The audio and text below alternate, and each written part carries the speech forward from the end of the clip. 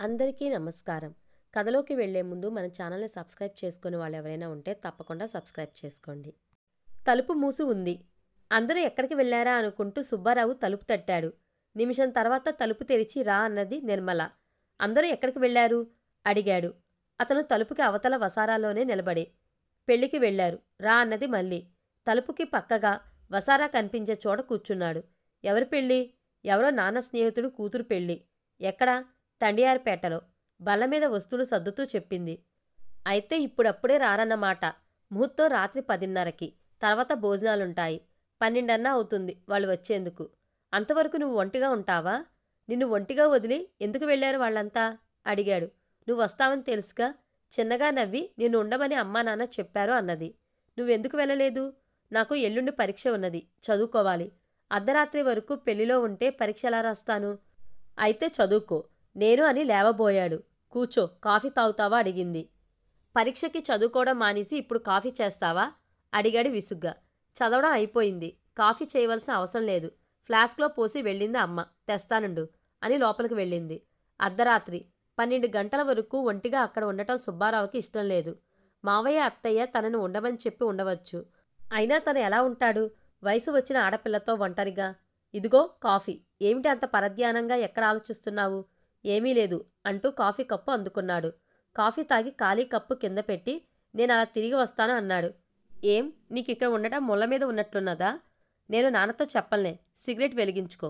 సుబ్బారావు నవ్వి నేను సిగరెట్ తాగుతానని నీకెలా తెలుసు అడిగాడు. నేను బస్సులో వెళ్తూ చూశాను. నువ్వు మౌంట్ రోడ్ బస్టాప్ వద్ద నిలబడి సిగరెట్ తాగడం. సుబ్బారావు మాట్లాడకుండా సిగరెట్ వెలిగించి చిన్న గుడ్ న్యూస్ అన్నాడు. చిన్న గుడ్ న్యూసా? ఏమిటది? నాకు ప్రమోషన్ వచ్చింది. ఇప్పుడు సేల్స్ ఆఫీసర్ని. హోదా మాత్రమేనా, జీతం కూడా పెరిగిందా? 50 రూపాయలు ఎక్కువ చేశారు. తర్వాత ఏం మాట్లాడాలో సుబ్బారావుకి తోచలేదు. సిగరెట్ కాలుస్తూ కూర్చున్నాడు. నిర్మల కూడా ఏమీ మాట్లాడలేదు. పుస్తకం తిరగేస్తుంది. 10 నిమిషాలు గడిచిపోయాయి. నేనింక బయలుదేరతాను అన్నాడు అతను నెమ్మదిగా. నిర్మల చటుక్కున పుస్తకం మూసేసి ఏమిటిది? ఎందుకు 5 నిమిషాలకోసారి వెళ్తానని బెదిరిస్తావు? అమ్మ నీకు నాకు వంట చేసి పెట్టి వెళ్ళింది. బెదిరించడం లేదు నిర్మల. పరాయి వాళ్ళింటికి వచ్చినట్లు ఎందుకీ కొత్త? ప్రతి శని ఆదివారాలు అందరూ ఉండగా నువ్వెలా చనువుగా ఇంట్లో ఒక్కడివిగా ఉంటావో అలాగే ఉండు. నేను ఇంట్లో ఒంటరిగా ఉన్నానని ఈ సిగ్గు ఈ బెట్టు ఎందుకు అన్నది. సుబ్బారావు నవ్వి ఆల్రైట్, నువ్వు చదువుకో, నేను రిలాక్స్ అవుతాను అని ఒక చిన్న బల్ల కాళ్ళ దగ్గరికి లాక్కొని కాళ్ళు జాపుకున్నాడు. That is good. ఇప్పుడు సరదాగా కబుర్లు చెప్పుకుందాం. That is bad. కబుర్లకి కాదు, నువ్వు ఇంట్లో ఉండిపోయింది పరీక్షకి. చదువుకో అని ఇంకో సిగరెట్ వెలిగించాడు. నిర్మల గోడ గడియారం చూసి అవును, ఇంకో 10 పేజీలు చదివితే చాలు అని పుస్తకం తెరిచి కాళ్ళు సోఫా చేతుల మీద వేసి తల కింద ఒక చెయ్యి పెట్టుకుని ఇంకో చేత్తో పుస్తకం పట్టుకుని పాదం ఆడిస్తూ చదువుకుంటుంది. సుబ్బారావు కాసేపు సిగరెట్ వంక, కాసేపు సిగరెట్ పొగవైపు, మరికొంతసేపు తలుపుని, తర్వాత రోడ్డుని చూస్తూ గడిపేశాడు. ఎంతో ప్రయత్నం మీద దృష్టి ఆమె వైపు వెళ్లకుండా ఆపగలిగాడు. అయినా నిమిషానికి కళ్ళు ఆమె వైపు తిరగబోతుంటే కష్టం మీద వాటిని ఇంకోవైపు తిప్పుకుంటున్నాడు. నిర్మలను చూసిన కొద్దీ అతనికి ఆశ్చర్యం ఎక్కువ అవుతుంది. మోకాళ్ల వరకు ఫ్రాక్స్ వేసుకుని తిరిగేది మొన్నటి వరకు. తెగ అల్లరి చేసేది. అందచేత దెబ్బలు తినేది.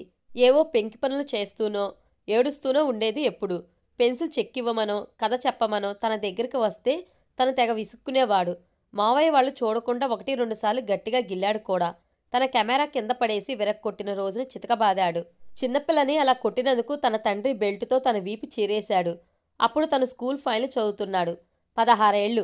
నిర్మలకి 8-9 ఏళ్ళు. అందంగా ఉండేది కాదు. చామంచాయ, ఎముకలు వెళ్లుకు వస్తూ బక్కగా ఉండేది. సాఫీ జుట్టు కత్తిరించి బాబ్ చేయించారు. నిర్మల జుట్టు రాగి రంగుతో పీచు పీచుగా వేలాడేది. రోజు స్నానం చేయడానికి రంకెలు పెట్టేది. రోజులకోసారి తలంటి పోసుకునేదో గాని ఆ రోజు గండం గడిచినట్లయ్యేది. అందమైన మొహం కాదు, వికారంగానూ ఉండేది కాదు. అలాంటి పిల్ల ఇప్పుడు ఈ 10 ఏళ్లలో ఇంత అందంగా ఎలా తయారైందో. జుట్టు ఇంకా రాగి రంగులోనే ఉంది.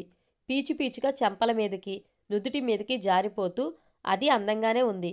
ఒంటికి మంచి రంగు వచ్చింది. ఆ చామంచాయ పిల్లకి ఈ గులాబీ రంగు ఎలా వచ్చిందో. నున్నని చెంపలు, చెంపల మీద అక్కడక్కడ సన్నని గీతల్లా ఆకుపచ్చని నరాలు, లేత చర్మం, కళ్ళు పెద్దవి కాకపోయినా మెరుస్తుంటాయి. దిద్దినట్లున్న నల్లని కనుబొమ్మలు, తల వెనక పెట్టుకున్న చెయ్యి, ఆ చేతివేళ్లు ఎంతో అందంగా ఉన్నాయి. మెడ కింద ఎత్తు, వంపులు తిరిగి మొనతేలి వాటి గట్టితనాన్ని వాటి ఆకారాన్ని స్పష్టంగా చూపిస్తున్నాయి. ఎందుకు రెప్పవాల్చకుండా చూస్తున్నావు 10 నిమిషాల నుంచి అడిగింది నిర్మల. కళ్ళప్పగించి ఆమెను దీక్షగా చూస్తున్నానని అతనికి తెలియదు. ఏం లేదే అన్నాడు ఉలిక్కిపడి. ఏం లేదంటావే చూడకూడని చోటల్లా చూస్తూ అన్నది నవ్వుతూ. సారీ అన్నాడు కంగారు పడుతూ.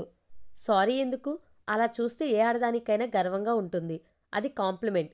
థ్యాంక్ యూ అని మళ్ళీ పుస్తకం వైపు దృష్టి తిప్పింది. సుబ్బారావుకి ఏమనాలో తెలియలేదు. ఏమీ మాట్లాడకుండా ఇంకో సిగరెట్ వెలిగించి ఇంటి కప్పు వైపు చూస్తూ ఆలోచిస్తున్నాడు. నిర్మల తండ్రి విశ్వనాథం, సుబ్బారావు మేనమామ. మద్రాసులో గవర్నమెంట్ ఉద్యోగి. 600 జీతం.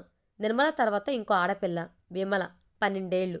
తర్వాత పిల్లాడు మధు 9 ఏళ్లు. సుబ్బారావు తండ్రికి బెంగళూరులో ఫ్యాక్టరీలో ఉద్యోగం. సుబ్బారావు పెద్దవాడు. తర్వాత 2 ఆడపిల్లలు చదువుకుంటున్నారు. సుబ్బారావు బీఎస్సీ పాస్ అవగానే ఉద్యోగం కోసం ప్రయత్నించాడు. ఇండియా పెయింట్స్ కంపెనీలో సేల్స్ రిప్రజెంటేటివ్గా ఉద్యోగం దొరికింది. జీతం 150. ఆ కంపెనీ జనరల్ మేనేజర్ అతని తండ్రికి స్నేహితుడు. ముందు సేల్స్ రిప్రజెంటేటివ్గా చేరితే తర్వాత ప్రమోషన్ ఇస్తానని చెప్పాడు. ఆ పెయింట్స్ ఫ్యాక్టరీ ఆఫీస్ ఆవిడి దగ్గర ఉన్నాయి.